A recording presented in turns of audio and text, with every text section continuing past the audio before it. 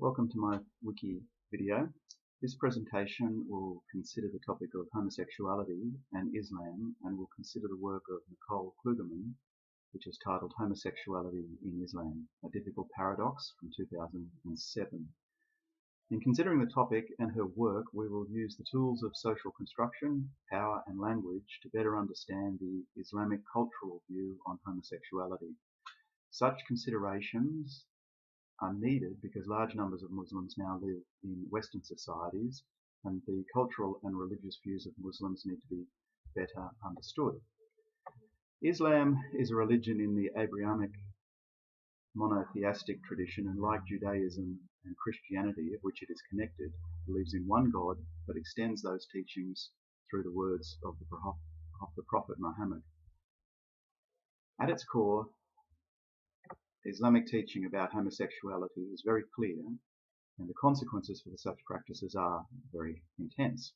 In Muhammad's farewell sermon, the Prophet Muhammad said, and quote, "Whoever has intercourse with a woman and penetrates her rectum, or with a man or a boy, will appear on the last day, stinking worse than a corpse.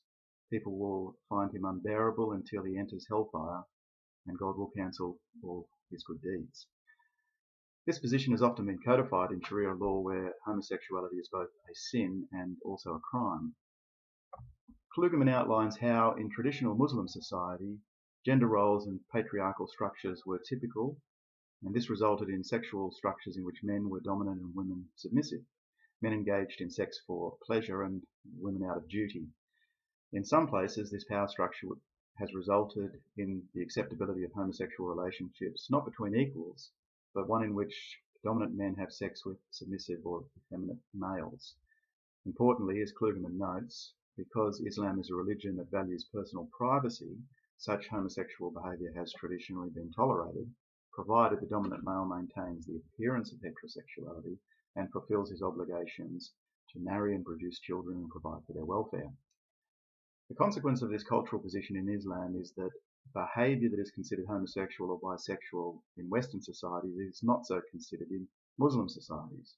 Provided a male is the dominant sexual actor and maintains the public appearance of heterosexuality, his behaviour is not considered homosexual or bisexual in a Western sense. Indeed, such a person would be extremely offended to be characterised or identified in this way. Moreover, what we would also call emergency homosexuality, where basic biological urges are met by members of the same sex and there is no access to the opposite sex, is routine and accepted in many Islamic societies. We can therefore see the problem that advocates for contemporary homosexual policy create for Muslims in Western societies and for Muslim countries around the world.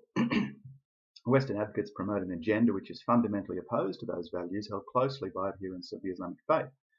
Long ago, Muslims developed a compact that was acceptable for them and their culture that never developed in Western society.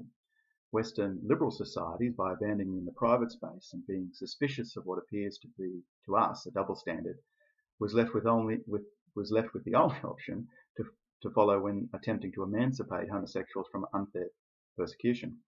In Western society, this has involved public exposure of the issue and social reorganisation to accommodate the rights of homosexual people. In Western society, advocates argue for the public acceptance and normalisation of homosexual practices. This Western requirement for public acknowledgement of homosexuality is the source of many problems for those who follow Islam. The paradox, according to Klugerman, is that the tolerance and factual acceptability of homosexuality that existed in Muslim societies for a very long time is now being destroyed because public acknowledgement has forced Muslims back against strict rules that they had long ago harmonised. While there is no doubt that the methods used by homosexual advocates in Western societies have been very effective, there is also no doubt that Klugerman is correct that the same advocates are insensitive to their own cultural hegemony and unable to see how their methods harm and undermine the freedoms long ago won in Islamic cultures for fellow homosexuals. This blindness by Western homosexual advocates now creates substantial consequences for Muslim homosexuals living in Western societies. It results in isolation and abandonment by their own culture and confusion about their identity within society. Such a fundamental confusion about self is something nobody should have to suffer. Thank you.